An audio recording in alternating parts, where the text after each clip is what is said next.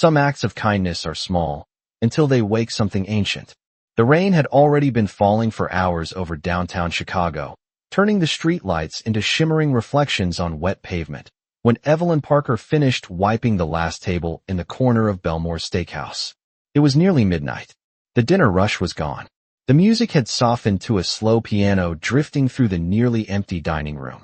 Evelyn's feet ached after a 10-hour shift, and the tip money folded in her apron pocket barely added up to enough for groceries and next week's bus pass.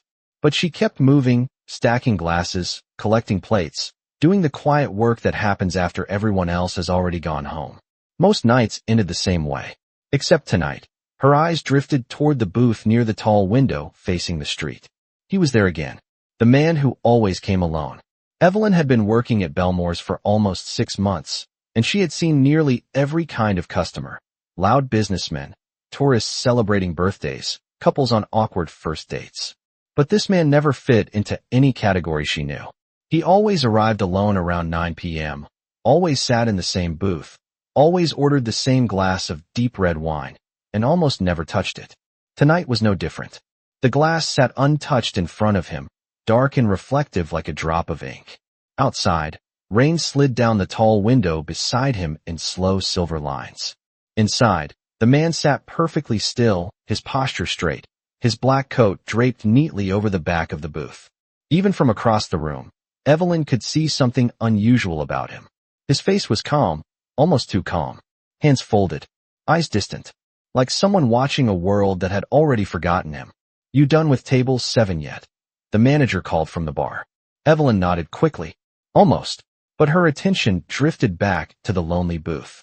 Something about him made the entire restaurant feel quieter when he was here. Not frightening. Just heavy. Like the air itself knew to move carefully around him.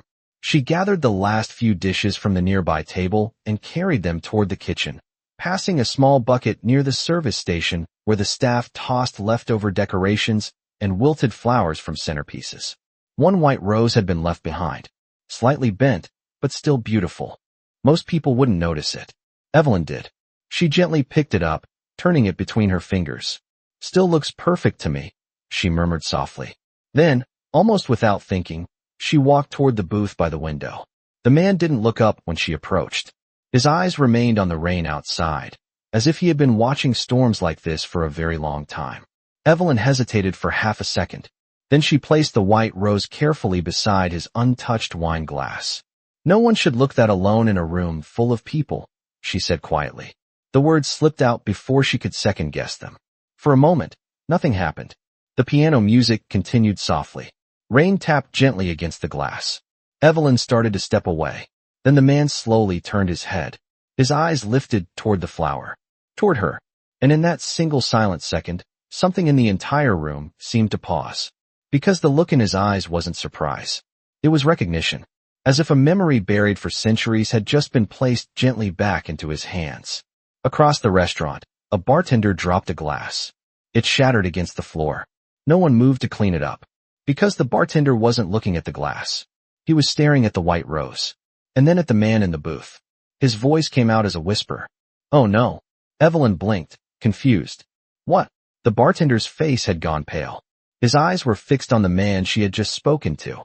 "You don't understand," he whispered. "You just gave the mourning rose to the vampire king." The bartender's whisper seemed to drain the warmth from the entire restaurant.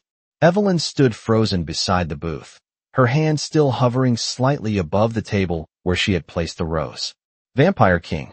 The words did not make sense. Not in a quiet Chicago steakhouse that smelled like grilled steak and lemon cleaner. Not under warm yellow lights and slow piano music.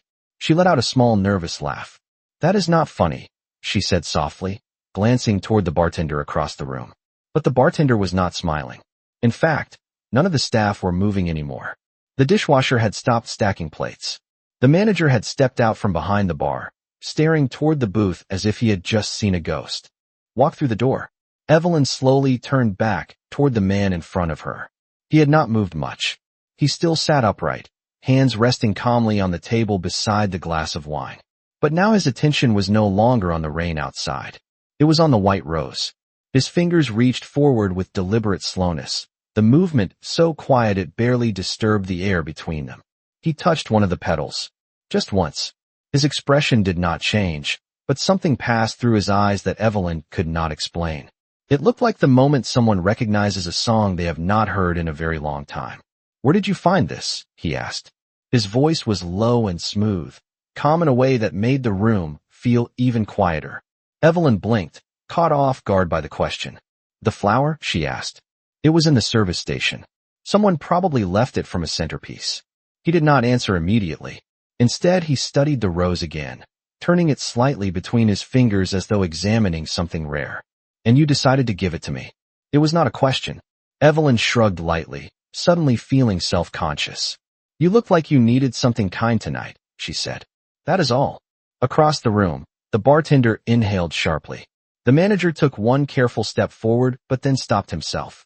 The air inside Belmore Steakhouse had become strangely still, like the moment before a thunderstorm breaks. The man finally looked up at Evelyn again. Up close, his eyes were an unusual shade of amber, catching the light in a way that almost made them glow. They were not cold, but they were old. Older than anyone she had ever seen. "You should not have done that," he said quietly. Evelyn felt a chill crawl across the back of her neck. "Why?"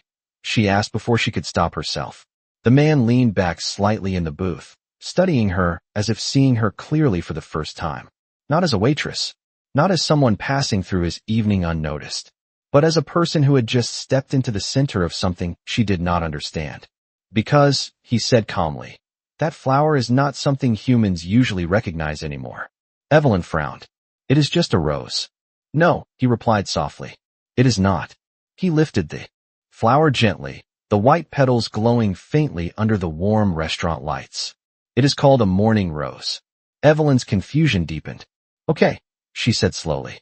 "And that matters because—" For a moment he did not answer. Then he looked toward the window, where rain continued to fall over the empty Chicago street. "Because the last time someone placed one of these in front of me," he said quietly, "an entire kingdom went into mourning." Evelyn stared at him, unsure if he was joking. But no one else in the room was laughing. Then something else changed. Outside, through the tall window beside the booth, headlights appeared. One car, then another. Long black vehicles gliding silently into the parking lot one after another like shadows arriving for a meeting that had been scheduled centuries ago. The bartender's whisper returned, even quieter this time. "They are here." Evelyn felt her heartbeat quicken. "Who?" she asked. The man in the booth slowly set the white rose back on the table. His gaze remained on her. Calm. Steady. Certain. "My court," he said. The word "my court" lingered in the air like the final note of a song that no one in the room knew how to finish. Evelyn followed his gaze toward the tall window. Outside, the rain continued to fall over the quiet Chicago street, but now the reflection of flashing headlights moved slowly across the glass. One black car had become 3, then 4. Each vehicle pulled into the parking lot with smooth precision, engines whispering instead of roaring, as if the drivers did not want to disturb the night. Evelyn felt a strange tightening in her chest. "Your court?" she repeated, unsure whether she had heard him correctly. The man remained seated, calm and perfectly composed, as though the arrival of several mysterious vehicles outside a nearly empty restaurant was the most ordinary thing in the world. "Yes," he said simply. Across the room, the manager finally found his voice. "Everyone stay where you are," he muttered under his breath, though no one had been planning to move anyway. The bartender slowly bent down to pick up the broken glass from the floor, but his hands were trembling enough that he had to stop after collecting only 2 pieces. Outside, the first car door opened. The sound was quiet, almost polite, but it carried through the restaurant like the echo of a distant bell. Evelyn watched through the rain-streaked window as a tall figure stepped out. The man wore a long black coat that moved slightly in the wind. Another figure stepped out of the second car. Then a third. They did not rush. They did not speak. They simply walked toward the entrance of Belmore Steakhouse with the steady confidence of people who had never been told they could not enter somewhere. Evelyn swallowed. "Are they coming in here?" she asked. The man across from her glanced briefly toward the door. "Most likely," he replied. His tone remained calm, but something in his eyes had sharpened slightly, like a ruler who has just realized his quiet evening has turned into an unexpected audience. Evelyn shifted her weight uneasily. "Look, if this is some kind of joke," "It is not funny," she said. "I just work here." He looked back at her again, studying her face with that same patient curiosity. "I know," he said. "That is precisely the problem." The front door of the restaurant opened with a soft chime. Every head in the room turned at once. The tall man who stepped inside looked nothing like a typical late-night diner customer. His posture was straight, his expression composed, and his eyes scanned the room quickly before landing on the booth near the window. The moment he saw the man sitting there, he stopped walking. Behind him, two more figures entered. They carried themselves with the same quiet discipline, like individuals who had spent a lifetime moving with purpose. The tall man placed one hand over his chest and inclined his head slightly. "Your Majesty," he said calmly. The words seemed to pass through the room like a gust of cold air. Evelyn blinked, her mind trying to catch up with everything happening around her. Majesty, court, morning rose. None of it sounded like something that belonged in a Chicago restaurant at midnight. The man across from her slowly stood from the booth. He was taller than she had realized when sitting down, easily over 6 feet, his dark coat falling neatly around his shoulders. When he rose, the entire room seemed to adjust around him. Even the three newcomers near the entrance lowered their eyes slightly, as if acknowledging something older than their own authority. The tall man, near the door, spoke again. "We were not aware you had already been located, Your Majesty," he said carefully. The man beside Evelyn did not answer right away. Instead, he picked up the white rose from the table and turned it once between his fingers. Then he looked toward Evelyn again. "Neither was I," he said quietly. For a moment, no one in the restaurant moved. The rain continued tapping softly against the tall window beside the booth. But inside Belmore's Steakhouse, the air had become so still that Evelyn could hear the faint hum of the refrigerator behind the bar. She stood beside the table, her mind racing, trying to understand how a quiet shift serving steaks and iced water had somehow turned into something that felt like a scene from a story no one had warned her about. The tall man, near the door, straightened slowly after addressing the stranger as Your Majesty. His eyes moved toward Evelyn for only a fraction of a second, but that was enough for her to feel the weight of his attention. Not angry, not confused, calculating, like someone suddenly realizing a detail that did not belong in the picture. "Sir," the tall man said carefully, directing his attention back to the man beside Evelyn. "We did not expect to find you here tonight." The man who had been sitting at the booth looked almost amused by that statement. He held the white rose lightly between two fingers, studying the petals as though they contained a memory no one else could see. "Neither did I," he replied. His voice remained calm, but the quiet authority in it made the rest of the room feel even smaller. The tall man took a step forward. The other two figures who had entered with him remained near the door, their presence silent but unmistakably alert. "Should we escort you back?" the tall man asked. "The council will want to be informed immediately." At the word council, Evelyn felt another ripple of unease move through her chest. Council, court, Majesty. None of these sounded like things that belonged in a normal conversation between strangers in a steakhouse. The man beside her finally placed the white rose gently back on the table. "That will not be necessary," he said. His gaze shifted toward Evelyn again. The room seemed to hold its breath. The tall man followed that gaze. His expression changed very slightly, as if he had just noticed the waitress standing there for the first time. "Sir," he said more quietly now, "who is she?" Evelyn felt every eye in the restaurant settle on her at once. The manager, the bartender, the three newcomers near the entrance. Even the dishwasher in the back doorway had stopped moving. For a second she considered explaining that she was simply a waitress finishing her shift, someone who had accidentally walked into a strange moment she did not understand. But before she could speak, the man beside her answered. "Someone who gave me a flower," he said. The tall man's brow tightened slightly. "A flower," he repeated. The man reached for the rose again and lifted it so the others could see it clearly. Under the warm restaurant lights, the white petals looked almost luminous, delicate and untouched by the storm outside. The tall man's reaction was immediate. His posture stiffened, and the two figures behind him exchanged a quick glance that lasted less than a second. "That is not possible," the tall man murmured. The man beside Evelyn tilted his head slightly. "And yet here it is." Silence spread through the room again. Evelyn finally found her voice. "Look," she said quietly. "If this is some kind of misunderstanding, I can just take the flower back." Her hand moved instinctively toward the table, but the man gently placed his hand over the rose first. His touch was calm, but it stopped her movement immediately. "No," he said softly. Evelyn looked up at him, confused. His eyes held hers with a steady focus that made the rest of the room disappear for a moment. "It was given freely," he continued, "and that makes it far more valuable than you realize." Across the room, the tall man exhaled slowly. "Sir," he said, his voice more cautious now, "if the court learns that a human has presented you with a mourning rose, there will be questions." The man beside Evelyn gave a faint smile that did not quite reach his eyes. "There are always questions," he replied. Then he turned back to Evelyn. "What is your name?" She hesitated before answering. "Evelyn Parker." He repeated the name quietly, as if testing how it sounded in the air. "Evelyn Parker," he said. Then his gaze shifted briefly toward the window where the rain continued falling outside and the row of black cars waited silently in the parking lot. When he looked back at her, his voice had become slightly more serious. "Tell me something, Miss Parker," he said. "Where did you learn to recognize a flower that the human world has not seen for nearly 200 years? The question lingered in the air like the echo of something far older than the restaurant around them. Evelyn blinked, trying to process the words. 200 years. That number alone sounded impossible. She looked down at the white rose resting between his fingers, then back at his calm expression. "I did not recognize anything," she said honestly. "It was just a flower someone threw away." The man studied her face carefully, as if measuring every word she spoke.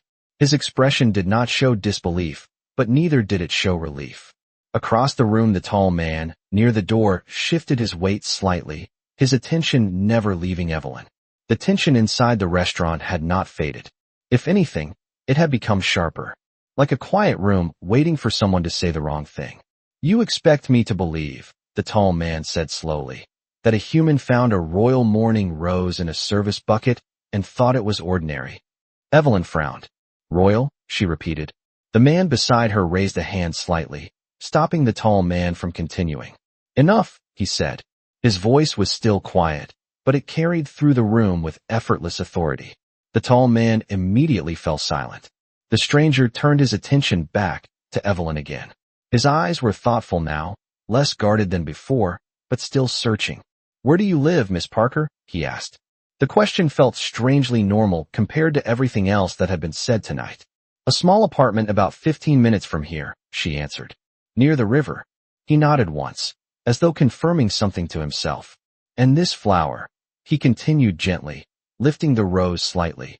"You found it here tonight?" "Yes," she said. "In the service station." The bartender suddenly spoke from across the room. His voice was hesitant, but determined. "Sir, that is not entirely accurate." Evelyn turned toward him in surprise. "What?" The bartender swallowed. "That flower was not here earlier tonight."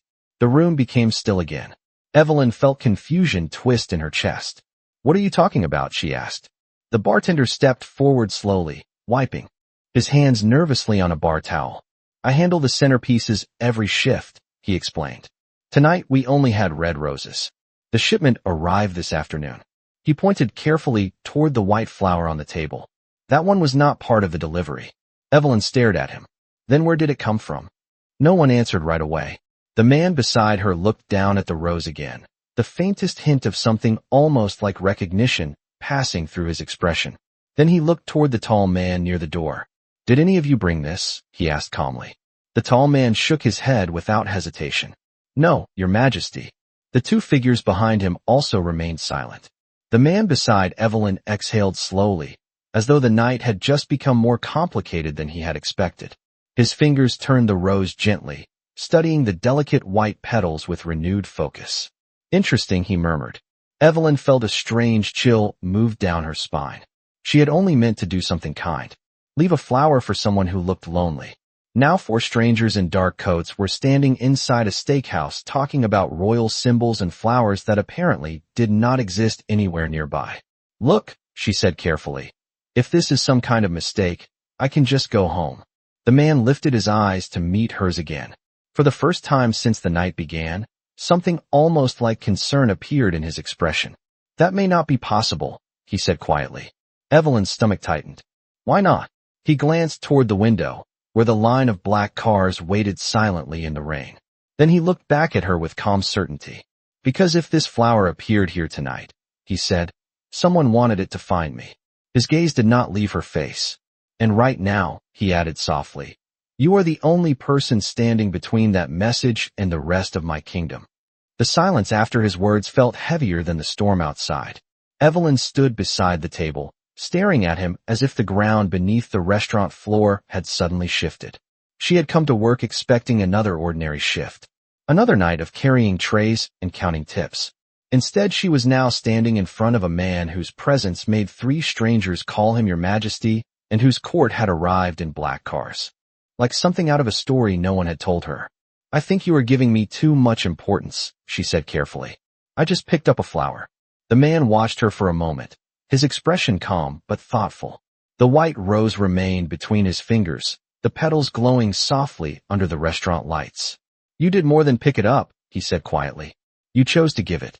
Across the room the tall man shifted slightly, clearly uneasy with the direction of the conversation. Sir, he said carefully.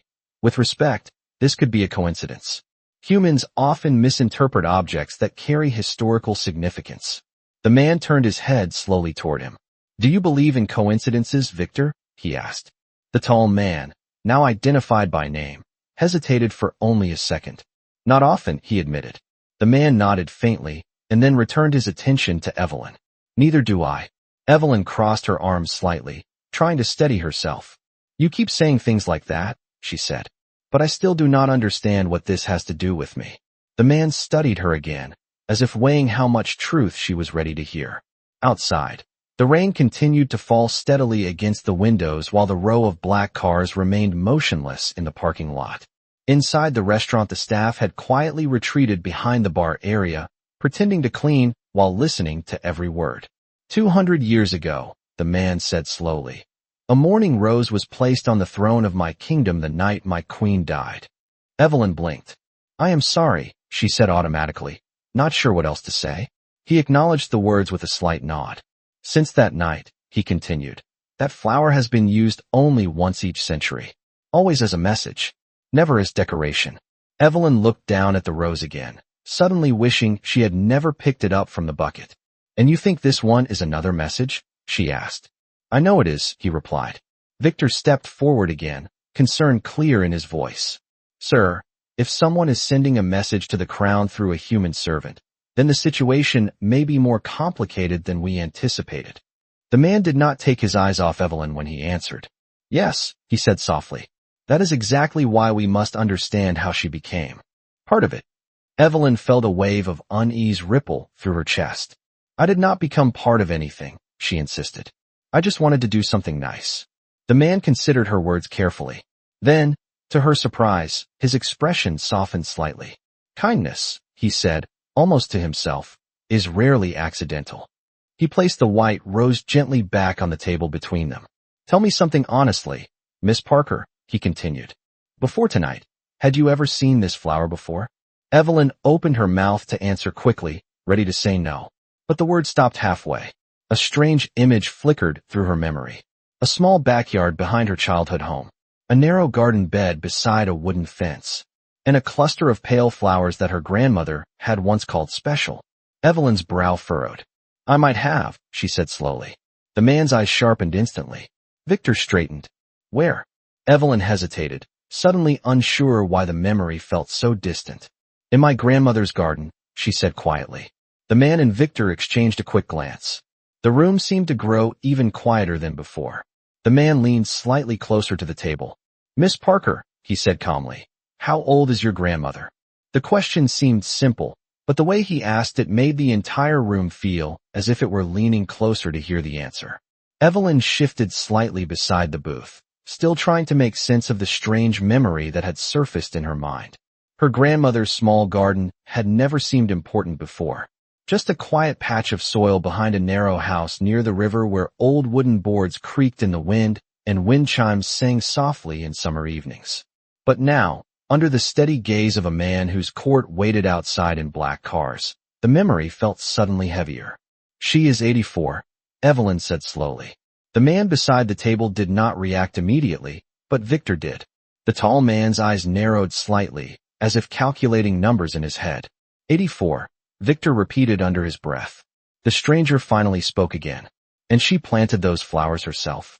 Evelyn nodded. Yes. She has always loved gardening. When I was a child, she used to say every plant had a story. I thought she meant things like roses meaning love or lilies meaning peace. She paused, glancing down at the white rose resting on the table between them. I never thought one of them meant whatever this means. The man studied her expression carefully. He did not look angry or suspicious anymore. Instead, he looked thoughtful, like someone discovering a missing piece of a puzzle that had been incomplete for a very long time. Your grandmother, he said quietly. Does she still live near the river? Yes, Evelyn answered. About 15 minutes from here. Victor stepped closer now, lowering his voice slightly, though everyone in the restaurant could still hear him. Sir, if the plan originated from that location, we should send someone to verify immediately. The man shook his head once. No, Victor looked surprised. Sir, we are not sending anyone anywhere tonight, he replied calmly. His gaze moved briefly toward the window where rain continued sliding down the glass, and the dark cars waited outside under the streetlights. Then he looked back at Evelyn again. Miss Parker, he said, when was the last time you saw those flowers in your grandmother's garden? Evelyn thought for a moment. A few months ago, she said. Late spring. She grows vegetables in the front yard and flowers in the back. There was a small cluster of pale ones along the fence. The man's fingers gently turned the white rose on the table again. Did she ever tell you where she got them? Evelyn shook her head. No. She just called them her quiet roses. Victor inhaled slowly, clearly unsettled. Sir, that name appears in one of the older archives. The man nodded slightly. Yes, it does. Evelyn looked from one man to the other, frustration creeping into her voice. Can someone please explain what is happening? You keep talking like my grandmother is part of some secret history. The man met her eyes again. For the first time since the night began, there was a hint of something almost gentle in his expression. Perhaps she is, he said softly. The room fell silent again. Evelyn felt her pulse quicken. That is impossible, she said. She is just an old woman who likes gardening and crossword puzzles. The man leaned slightly forward, resting one hand on the edge of the table. Miss Parker, he said calmly. 200 years ago, someone in my kingdom took a cutting from the last mourning rose and hid it among the human world. He gestured lightly toward the flower. Between them. If what you are remembering is true, then that hidden line of roses may have survived. Evelyn felt the weight of his words settle slowly in her chest. You are saying my grandmother might have been growing them this entire time? The man nodded faintly. Victor spoke again, his voice tense with realization. And if that is the case, sir, then whoever placed this rose tonight may already know where the original garden is. The man's gaze returned to the window for a brief moment before he looked back at Evelyn. Which means, he said quietly, your grandmother may already be part of a story she never intended to enter. The words hung in the air long after he finished speaking. Evelyn stood motionless beside the booth, her thoughts racing faster than she could organize them. The quiet restaurant, the rain against the windows, the dim golden lights above the empty tables, all suddenly felt unreal, as if she had stepped into a story that had been unfolding long before she was born. My grandmother has never been part of any story, Evelyn said finally, her voice steady but firm. She is the kind of person who bakes cookies for the neighbors and feeds stray cats on the sidewalk. She does not hide royal flowers from ancient kingdoms. The man listened without interrupting. His expression remained calm, but there was a quiet patience in his eyes that suggested he had heard many impossible things become true over the centuries. Victor spoke first this time. Miss Parker, he said carefully, history does not always ask permission before it finds people. Evelyn shook her head, trying to push away the growing unease in her chest. You are all making this sound like some kind of conspiracy, she replied. But none of it explains how a flower from my grandmother's garden ended up in a restaurant bucket. The man glanced again at the white rose resting on the table between them. That, he said quietly, is the question that concerns me most. He reached forward and lifted the flower again, turning it slightly under the warm light, as if searching for some hidden mark within the petals. Outside the window the rain had begun to slow, but the dark line of cars remained in the parking lot, like silent witnesses to the conversation unfolding inside. If someone knows where those roses grow, Victor added. Then they know something about your family that has remained hidden for 2 centuries. Evelyn felt a chill move through her arms. But why would anyone care about my grandmother's garden? She asked. The man's eyes lifted slowly to meet hers.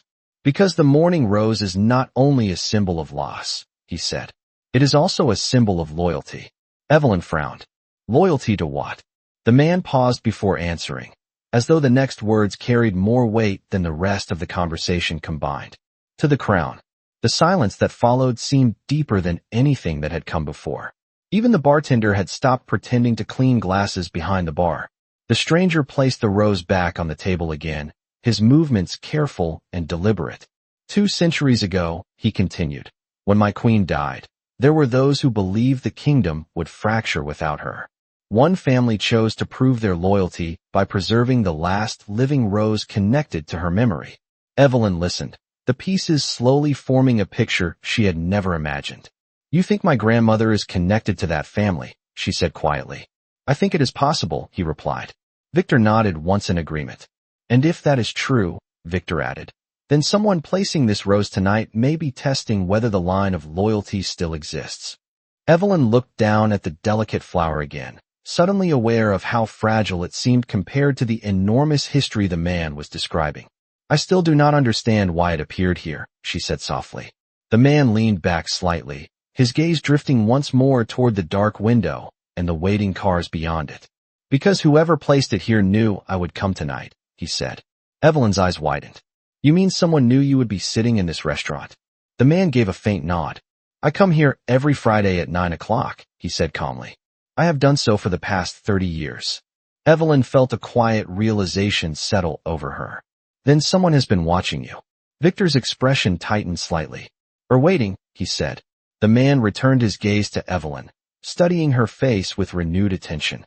Which means the real question is not who brought the rose here tonight, he said softly. The real question is why they chose you to deliver it to me. For a long moment Evelyn did not answer. The question lingered between them like the final piece of a puzzle that refused to fall into place. Why they chose you. The words echoed quietly in her mind while the soft rain outside finally began to fade into a gentle mist against the streetlights. Inside Belmore Steakhouse, the tension had not eased. The bartender remained behind the counter pretending to polish a glass that was already clean. The manager stood frozen near the hallway that led to the kitchen.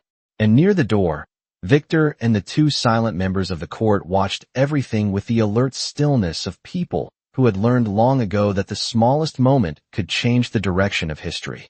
Evelyn looked back at the man standing beside the table. I did not deliver anything, she said quietly. I just saw someone who looked lonely and left a flower. The man considered her words carefully. Then, slowly, the faintest hint of a smile appeared at the corner of his mouth. It was not amusement. It was something softer.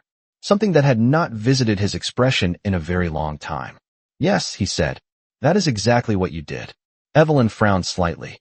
Then why does it feel like that was the wrong thing to do? He shook his head once. Because kindness has a way of arriving at moments when power does not expect it. He picked up the rose again, studying it beneath the restaurant lights. For centuries, he continued quietly, people have approached my throne with ambition, fear, loyalty, and strategy. Rarely with simple kindness. Evelyn felt the weight of his words settle around her. So you think someone planned this entire thing just to make me give you a flower? She asked. Perhaps, he said. Or perhaps someone knew that only a person who expected nothing in return would complete the message.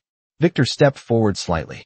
Sir, regardless of the intention, the situation is now public knowledge within the court. The man nodded faintly. Yes. His gaze returned to Evelyn. Which means you may no longer be as invisible as you were this morning. Evelyn's stomach tightened. Invisible was working just fine for me. The man placed the rose gently on the table once more, as if it had become the quiet center of the entire room. Tell me something honestly, Miss Parker, he said. If you had known who I was tonight, would you still have left that flower? Evelyn hesitated only for a moment. She thought about the way he had been sitting alone by the window, the untouched glass of wine, the rain sliding down the glass behind him. She remembered the quiet heaviness in the air around his table before any of this had begun. Then she nodded once. Yes, she said simply. The answer seemed to surprise Victor more than anyone else in the room. But the man beside the table did not look surprised at all. In fact, for the first time that evening, the tension in his shoulders eased slightly.